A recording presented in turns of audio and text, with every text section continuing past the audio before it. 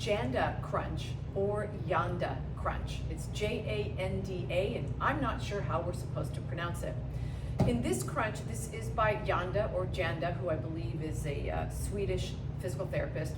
This is a crunch that accentuates the rectus abdominis, but takes the hip flexors out of the equation, which for some people with low back pain can be a real positive. Because even with the crunch, when we come up, your hip flexors are firing. So what we do with the Janda or Janda crunch is we drape our feet over a ball, and you'll notice the ball is all the way up onto my butt, so I'm not out here.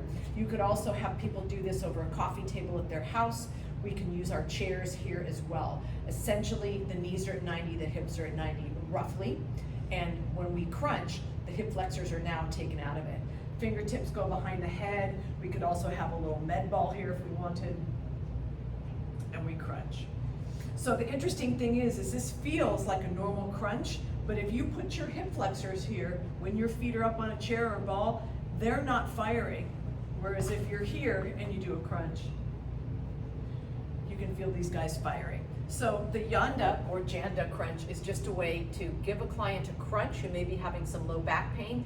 It seems to take that hip flexor out and make some people feel better about doing a crunch. So that is the Janda or Janda crunch.